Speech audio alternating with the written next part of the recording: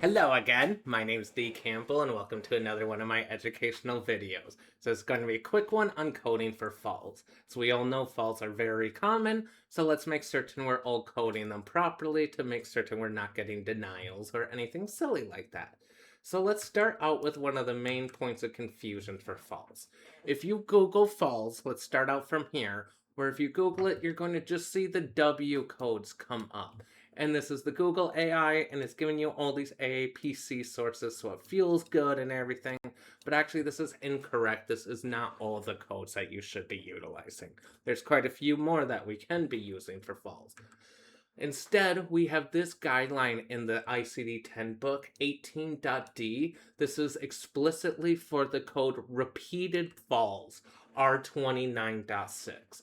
How this guideline reads is code R29.6, repeated falls, is for use for encounters when a patient has recently fallen and the reason for the fall is being investigated. I know it's confusing that the code itself is a pluralized version and it uses the phrase repeated, but instead in the book itself it is explicitly a singular event is how we can utilize these fall codes. I know they should just rename the code, but instead they give us a guideline that says how it works. And there's the second paragraph here at the end for code history of falls. The Z91.81 is for use when a patient has fallen in the past and is at the risk for future falls.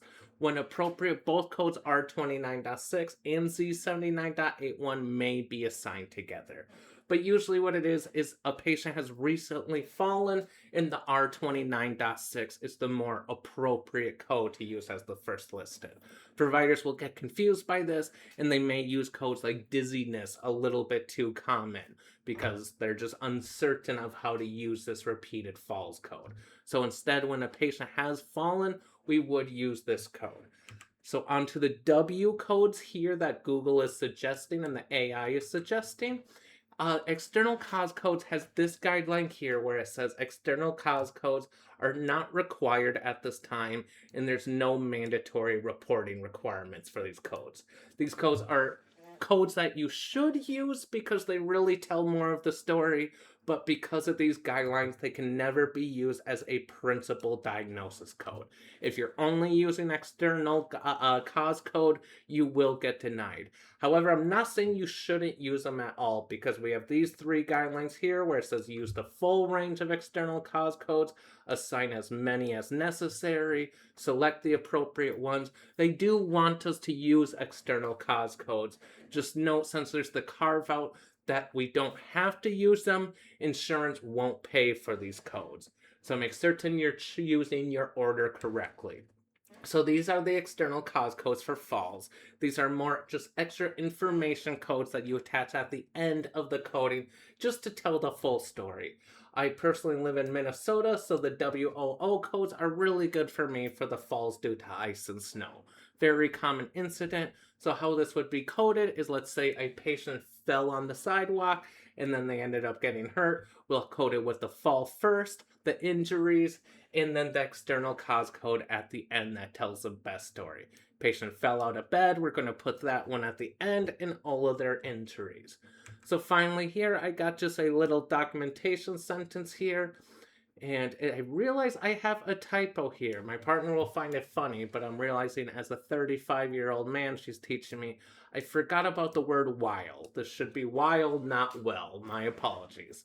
Patient presents after they slipped on the ice while walking to the sidewalk to their car. They have a contusion on both their knees and abrasion to their right hand. They're complaining that they have a headache. So let's look at how we could code this possibly. If we coded it as only the W00 for fallen on ice, we will get denied. Because of those guidelines, we will get denied for it. Let's say a coder coded it as just simply R29.6 and then the external cause code. Will it get accepted? More than likely, but obviously this is lazy coding. Then we can get to a more decent coding where, let's say, instead the coder or the provider only codes all of the injury codes itself, where we're putting the contusion of the right knee, left hand, abrasion, and then ending it with the fall code. This is more than likely going to get covered, and it does tell the story quite well. Well, finally coding it to the highest level would be using this repeated fall codes first. Then we'll follow it with all the injuries that the patient has. Plus, we'll add on that headache. And then finally, we will put the external cause code at the end. So finally, I just want to leave you with this little thought here. Which version do you want in your records? That's how I always like to think about medical coding. How would I like my story to be told? Do I want it just to be this lazy version here, where yes, it is going to get paid, but a future provider is not going to get to read my story? Do I like this version? It's decent in my record, at least all my injury sites are reported. But honestly, I would want this one in my record because this really tells my story and it tells my story for all my future providers. So remember, that's what coding is, that's what documentation is, that's what reporting is. It's telling a patient's story to the highest level possible. My name's D. Campbell, and thanks again for watching one of my videos. Bye now.